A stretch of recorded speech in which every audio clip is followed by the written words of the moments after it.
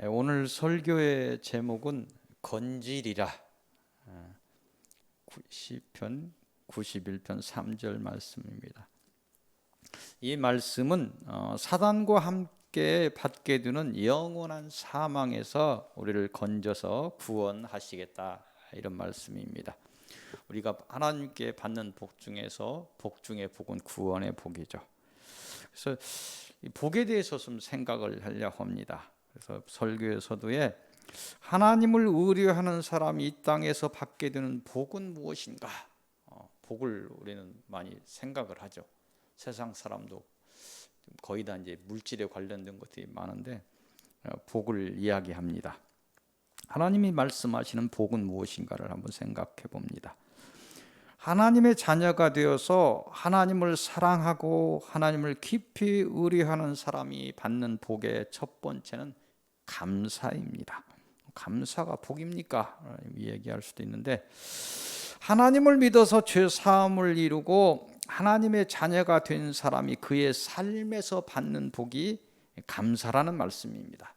이 말씀을 달리 생각하면 감사할 만한 영육간의 복을 그 삶에서 이루게 된다는 것을 의미합니다. 이 복은 하나님의 자녀 신분으로 구원을 이룬 날부터 또 오늘까지, 오늘까지 이렇게 받은 복, 오늘 가만히 이 자리에 서서 지난 날 우리가 하나님을 믿고 복을 이룬 것들을 이렇게 생각해 본다는 것이죠. 또 오늘 이후에 그 마지막 때까지 역사적인 종말이든 개인적인 종말이든지, 그래서 이 땅에서 받는 복, 또 하나님의 날에 영적으로 낙원에 있다가 또 살아서 하나님을 만나서 어쨌든 간에 그래서 하나님의 나라에 이룰 온전한 구원, 그에 따른 복, 이런 모든 복, 영육 간에 하나님을 만나서부터 이렇게 있는 이 복을, 전체의 복을 의미합니다. 우리의 자세는 무엇냐? 이 복에 대해서, 이 복을 아는 사람의 자세는 무엇이냐? 하나님이 주시는 모든 것에 감사하는 거예요. 그래서 감사는 고난까지라도 감사하라고 했는데, 감사의 조건을 찾아보는 거예요. 나에게 지난 하나님이 어떻게 복을 주셨는가의 감사의 조건을 찾기 시작하면 나를 찾을 수 있는 거예요. 그 감사의 어떤 것들을 주셨는데도 불구하고 내가 무엇을 놓쳤을 때에 어떤 이런 부분, 그걸 깨닫게 하는 것까지도 복인 거예요. 그 깨달아서 신앙을 찾아가면 되는 것이죠.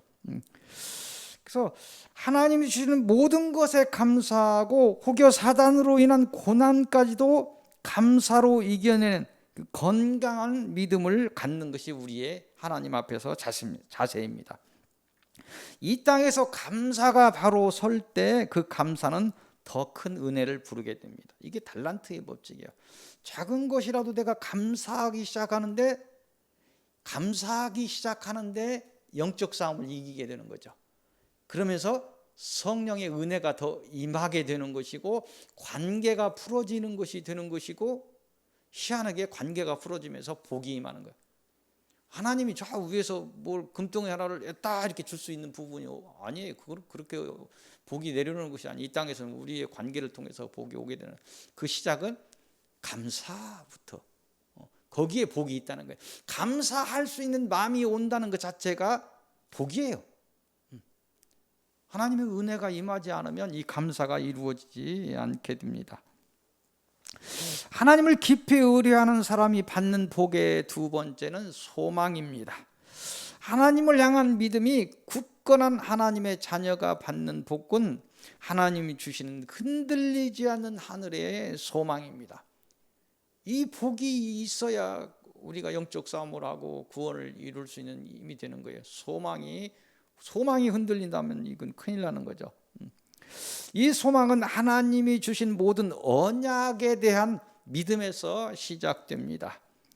또한 하나님을 깊이 신뢰하고 의지함으로 받게 되는 은혜와 그로 인한 증거들, 그래서 하나님을 깊이 믿음으로 인해서 어떤 은혜가 와요. 그런 증거들이 생겨요. 믿음이 굳건해지면서 병도 치유가 되고 여러 가지 어떤 증거들이 여러분들 나는 뭐 하나님한테 뭐 은혜도 받지 않은 것 같아. 뒤돌아보세요. 여러분들이 하나님으로부터 받은 은혜들을 생각해 보세요. 은혜를 받았음에도 불구하고 내가 잘못 살아온 것들이 너무 많아요.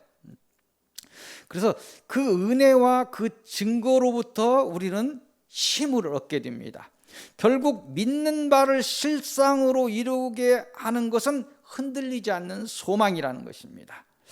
아는 것을 넘어서 영혼의 탑 같은 흔들리지 않는 소망을 하나님이 주는 그 은혜로 인합니다.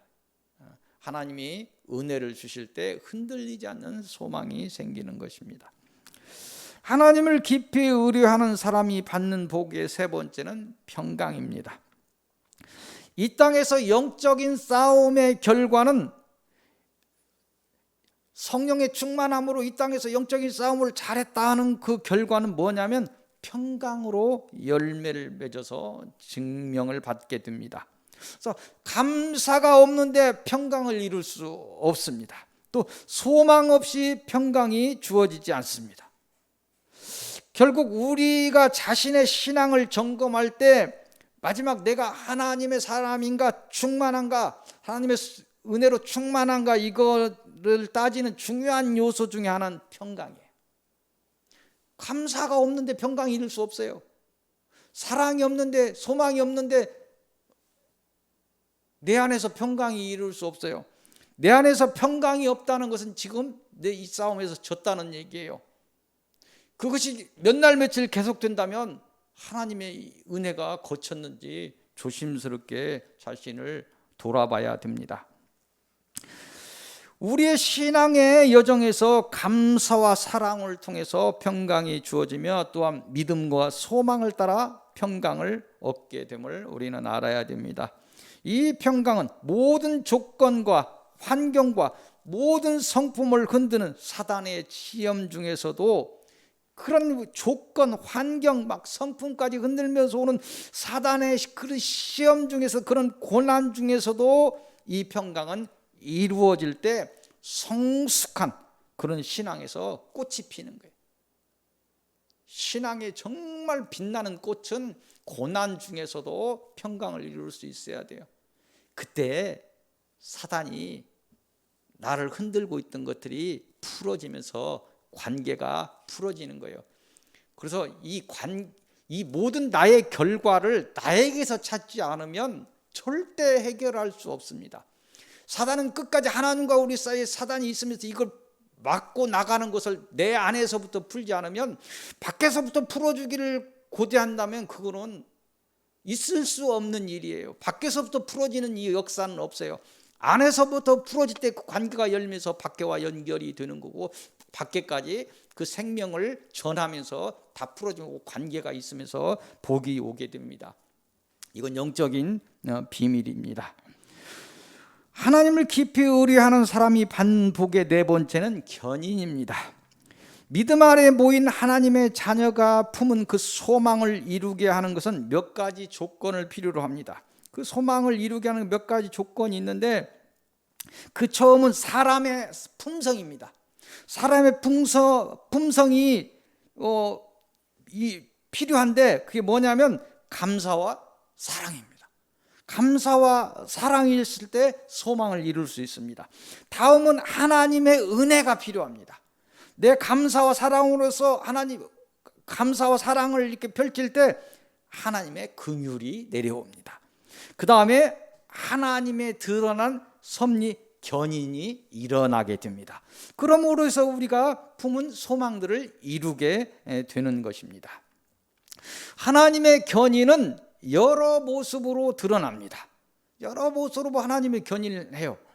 여러 모습으로 하나님이 내 신앙을 견인해 갈 때 뭐 다른 사람의 말로도 책으로도 생각을 통해서도 오기도 하고 그래서 깨닫게 되고 신앙을 개혁하고 이러면서 하나님께 견인을 받는데 중요한 것이 있어요. 견인을 받을 때 중요한 것은 육적인 견인으로 강건함과 물질의 복 이런 것들을 견인은 받습니다. 견인이라고 할 때 강건함 또 물질의 복 이런 것들로도 견인을 받습니다. 다음은 영적인 견인인데 지혜를 주셔. 지혜를 주셔서 또 영을 분별하고 때를 분별하면서 신앙을 개혁하면서 이것도 간접적으로 주는 보이진 않지만 간접적으로 주는 그런 견인의 방법입니다. 그래서 견인은 결국은 지혜를 주시나 육적인 건강을 주시나 이게 강제로 이끌어 주시는 거죠. 우리가 성령이 충만할 때 강제로 이끌어 주시는데 우리가 가져야 할 마음이 있습니다. 가져야 할. 우리는 견인을 받을 때 가져야 할 마음이 뭐냐면 의지하는 거, 의뢰하는 거, 온전히 의뢰하는 거예요. 그래서 이 견인하는 동안에 자신의 뜻과 이 의지가 이 견인에서 드러난다면, 예를 들어서 견인이라는 게 우리 차를 견인해서 가죠. 차를 그러면 견인할 때 뭐 전륜 구동 같으면 앞발을 탁 들죠. 전륜 내 힘을 다 포기를 하죠. 차가 핸들을 똑바로 놓죠. 시동을 걸고 막 내가 가려고 하는 의지를 탁 내려놓을 때 이 차가 견인을 받는 것이죠. 뭐 브레이크를 팍 잡고 있는다든가 앞발을 거기서 탁 내려버리고 내가 하려고는 막 구동을 시작한다고 하면 견인될 수 없는 거예요. 견인이라는 것은 그러는 것입니다. 자신의 뜻과 의지가 이 견인에서 드러난다면 하나님의 견인은 포기되고 우리는 사망의 계곡에 버려지고 말 것입니다. 그래서 온전히 자신의 뜻을 내려놓아야 되는 거예요. 그래야 하나님께 온전히 견인되는 것입니다. 하나님을 깊이 의뢰하는 사람이 받는 복의 다섯 번째는 보호입니다. 하나님의 자녀를 향한 하나님의 사랑에서 기인한 이 보호는 모든 것이 신비입니다. 하나님이 우리를 보호한다고 하는데 그 신비라는 거예요. 성경을 통해서 이야기하고 있는 건 보호의 비밀은 전신갑주라고 이야기합니다. 그 비유죠. 인간이 전쟁에 나와서 전신갑주를 전체를 다 보호를 하는 그런 것처럼 하나님이 보호하신다, 이렇게 비유로서 이야기합니다. 인간이 자신의 신체를 보호하기 위해 전신의 보호구를 두르듯이 하나님이 전신갑주로 우리를 보호하신다는 것이나, 이 보호는 우리의 지혜에 바뀝니다. 보호가 없다는 것이 아니고 우리가 볼 수 없다는 거예요. 하나님이 진짜 우리를 보호하는지 알 수가 없다는 거예요. 보호하는데도 그만큼 우리는 그 지혜가 그에 이르지 못한다는 것입니다. 우리의 믿음을 세우고 소망을 든든히 하는 것은 1차적인 보호입니다. 우리의 믿음을 든든하게 하시고 우리의 소망을 든든히 하는 것은 1차적인 보호예요. 그래서 또 우리의 품성을 감사, 사랑 같은 것으로 주어서 하나님께서 은혜를 주셔서 이 품성으로 세우는 것은 2차적인 보호입니다. 1차적인 보호도 있고 2차적인 보호도 있어요. 근데 이 보호 가지고 이 마지막 때라고 하는 이 마지막 때는 이것보다 더 큰 특별한 보호 장치가 필요하다. 여러분들 영적 싸움을 해보셨지만 몇 년 전에 오고 달라요. 오는 것이 달라요. 몸을 치고 오는 것이 정신이 없어요. 여러분들 느낄 거예요. 그래서 특별한 보호 장치가 필요한데, 그때는 이게 그냥 단순하지 않고, 우리가 그 어렸을 때 보면 매가 이렇게 탁, 솔개가 이렇게 탁 치면 옛날에는 다 저 시골에서 부화를 다 시켜서 했어요. 병아리들 까가지고. 그러면 암탉이 이렇게 막 돌다가 이렇게 돌면 갑자기 날개를 탁 핍니다. 여러분 안 보셨을 텐데 탁 피면 병아리들이 그 안에 쭉 들어가요. 날개를 쫙 펴고 있어요. 자기 크기를 이렇게 탁 큰 것이처럼 이렇게 표시를 하고 있는데, 그런 것들이 숨김이에요. 숨김. 그래서 감사, 사랑 뭐 이런 정도 갖고 믿음을 세우고 소망을 세우고 또 감사와 사랑 같은 걸 준 것 정도 가지고는 나중에 안 되는 정도가 됐다. 그래서 하나님께서 특별한 보호 장치가 필요한데 성경에서 이야기하는 것이 숨김의 보호. 이렇게까지 이런 것들이 믿음과 소망, 감사와 사랑, 숨김 이런 것까지 해서 결국은 철갑으로 바뀌어서 우리를 하나님께서 보호하신다. 하나님의 자녀를 보호하신다. 이게 복이라는 것입니다. 하나님을 깊이 의뢰하는 사람이 받는 복의 여섯 번째는 자비입니다. 자비는 하나님의 기본적인 품성으로 언제나 하나님의 자녀를 향하고 있는 은혜입니다. 자비는 언제나 있었습니다. 여기서 오늘 이야기하는 자비는 그런 기본적인 자비가 아닌 마지막 환난의 끝에 사단에 미친 그런 날뛰는 그 시기에 드러나는 하나님의 특별한 은혜의 자비가 필요하다는 것입니다. 살아서 하나님을 만난 자들은 하나님의 자비를 통해서 숨김을 받고 생명을 보존받게 될 것입니다. 마지막 때에 성령에 인친다고 할 때, 마지막 때에 인친다고 할 때 그 성령의 인침이 그 숨김의 시작이고 은혜의 표가 될 것입니다. 그래서 인쳐서 성령이 마지막 있는 사람들을 하나님께서 마지막 환난의 끝에 숨기신다. 그래서 구원하신다. 이렇게 이야기합니다. 그 숨기시는 이유는 뭐냐면 인간의 힘으로 사단을 이길 수 없다. 그래서 마지막 때에는 은혜를 베푸시고 숨기지 않으면 구원을 이룰 자가 없다.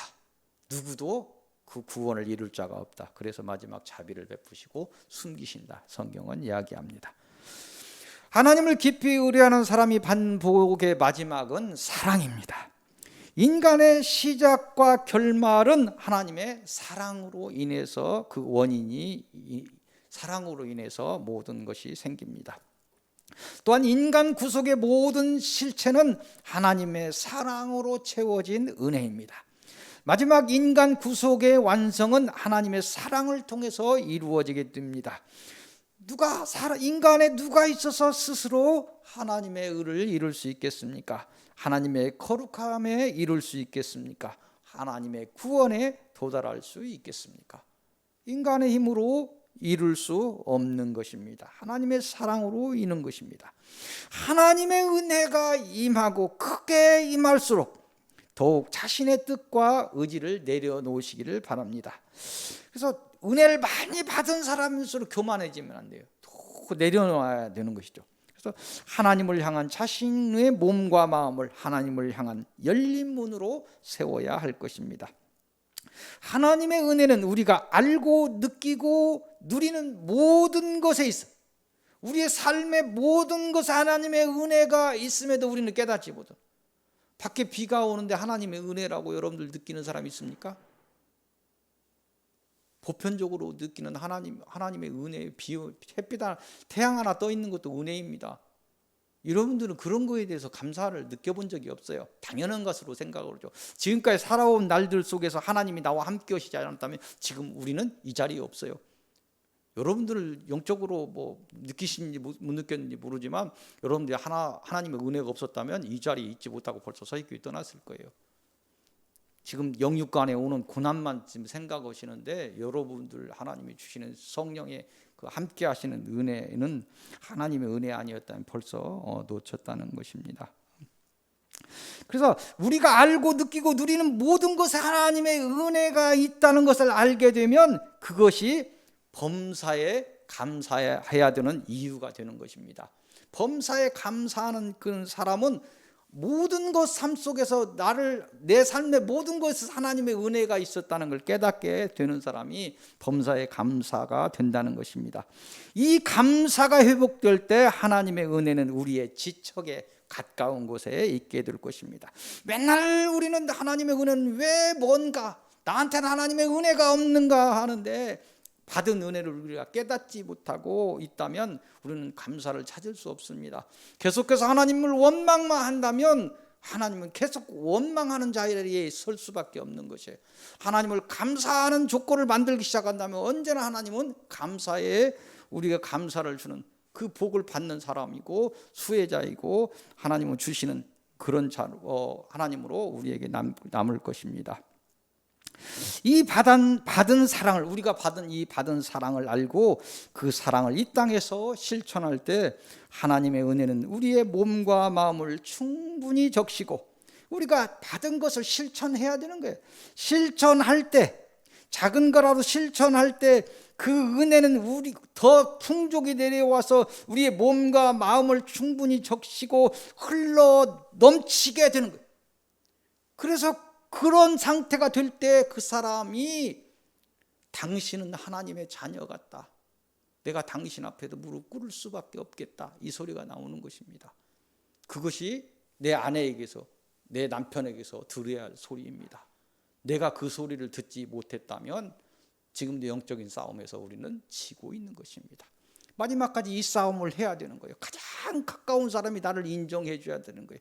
너는 정말 하나님의 자녀인 것 같다, 나는 아닌데 너는 정말 하나님의 자녀인 것 같다, 내가 너의 신앙을 이야기한다.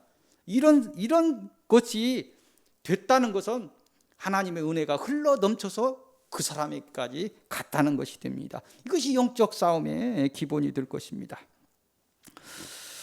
오늘 주시는 서론의 말씀은 시편 92편으로 가겠습니다. 한 장 더 가서 92편 1절에서 15절까지입니다. 이곳을 통해서 주시는 말씀은 멸망하리라입니다. 이곳은 뭐냐면 하나님의 공의의 심판을 믿으며 하나님을 찬양하는 시편. 하나님은 틀림없이 지금 이렇게 사단으로부터 힘든 여러 관계 속에서 힘든 걸 오지만 하나님의 자녀로서 우리가 살다 보면 하나님은 틀림없이 저 사단은 심판을 받게 될 것이고 우리는 구원의 어떤 심판을 받게 될 것이다. 그러면서 하나님을 찬양하는 시편입니다. 7절을 보겠습니다. 악인들은 풀같이 자라고 악을 행하는 자들은 다 흥왕할지라도 영원히 멸망하리이다. 지혜 부를 때 그들이 흥왕하는 것 같은데 비록 사단의 세상이 하나님의 법을 이기는 것 같이 보여. 하나님의 법을 이기도 하나님도 이기지 못하는 것처럼, 하나님이 있으면 저 사람이 저럴 수 있을까? 막 이런 것들이 보이는데 그것은 한때라는 것입니다.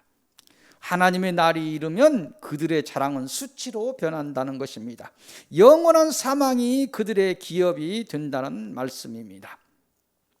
비록 이 땅에서 사단의 시험을 건너는 하나님의 자녀들이 고난으로 인하여 힘들어 보일지라도 나중에 종려나무처럼 번성하리라, 백향목처럼 성장하여 하나님이 기쁨이 되리라, 이렇게 오늘 말씀하십니다. 마침내 결실하여, 이 하나님의 자녀들은 마침내 결실하여 하나님의 집에 옮겨 심어지며 하나님의 나라에서 번성하게 될 것이라 오늘 언약하고 있는 것입니다. 세상과 그의 나라의 번성은 잠시의 일입니다. 오직 하나님의 나라를 사모하시고 소망하셔서 참된 복에 이르시기를 빕니다. 오늘 주시는 본론의 말씀은 시편 97편으로 뒤에 좀 넘어가서 97편 1절에서 12절까지 말씀입니다. 이곳을 통해서 주시는 말씀은 수치를 당하리라. 이곳의 내용을 보면 역시 하나님의 공의에 관한 것입니다. 의와 공평이 하나님의 것이므로 하나님을 대적하던 자들은 마침내 심판을 받게 된다. 그것이 이 시편의 내용입니다. 특히 우상을 드러내 섬기는 자들은 그 섬기며 살던 신들과 함께 더욱 수치를 당하게 될 것이다. 그래서 하나님을 모르고 사람들은 모르던 사람들 심판을 받는데 그 심판을 받는 자에서 특별히 그 우상을 섬기던 자들은 더 심판을 넘어서서 수치를 당하게 될 것이다. 이렇게 경고하고 있는 거예요. 1절과 2절, 7절 그 말씀을 보겠습니다. 여호와께서 다스리나니 땅은 즐거워하며 허다한 섬은 기뻐할지어다. 구름과 흑암이 그를 둘렀고 의와 공평이 그의 보좌의 기초로다. 조각한 7절입니다. 조각한 신상을 섬기며 허무한 것으로 자랑하는 자는 다 수치를 당할 것이라.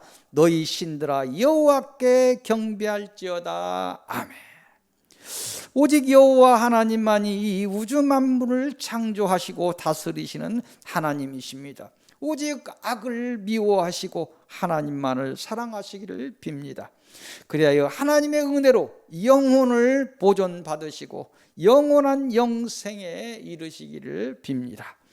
오늘 주시는 결론의 말씀은 처음 봤던 시편 91편으로 갑니다. 1절에서 16절까지의 말씀입니다. 이곳을 통해서 주시는 결론의 말씀은 건지리라. 하나님의 은혜를 거부하는 자나 오히려 하나님을 대적하는 자는 하나님의 날이 이르면 수치를 당하고 멸망에 이를 것입니다. 그러나 오직 하나님을 의뢰하는 사람은 하나님의 언약을 따라 인도를 받고 보호를 받고 숨김을 받게 될 것입니다. 새를 사냥꾼의 올무에서 건지심같이 사단의 사망에서 건지실 것입니다. 이 고난의 날에 닥치는 환난의 날에, 이 고난의 날에 또 닥치는 그 환난의 날에 오직 하나님만을 사랑하시고 의뢰하셔서 하나님이 준비한 구원의 복과 영생의 복에 이르시기를 빕니다. 마지막으로 14절의 말씀을 오늘 주시는 하나님의 말씀으로 드립니다. 시편 91편 14절의 말씀입니다. 하나님이 이르시되 그가 나를 사랑한즉, 네가 나를 사랑한즉 내가 그를 건지리라, 내가 그를 건지리라. 그가 내 이름을 안즉 내가 그를 높이리라. 아멘. 이 하나님의 언약이 여러분의 집에 머무르시기를 빕니다. 여러분의 가정과 기도하는 모든 자들과 이 땅의 하나님의 자녀들에게 복으로 임하시기를 기도하고 소망하며 축원드립니다. 기도하겠습니다. 사랑의 하나님, 우리의 걸어온 모든 날에 우리를 지켜주시고 인도하였음에 감사드립니다. 우리가 또 걸어갈 모든 날에도 저희를 숨기시고 보호하실 하나님의 사랑과 그 은혜의 감사와 찬양과 영광을 올립니다. 혹여 저희가 힘에 부쳐 쓰러진 날에 저희의 믿음을 굳건히 세워주시고 저희가 사단의 미혹에 흔들리는 날에 저희의 소망을 바로 세워 주옵소서. 이로 인해 하나님께 영광, 하나님께서 홀로 영광을 받으시옵소서. 모든 말씀 주 예수 그리스도 이름으로 기도하옵나이다. 아멘.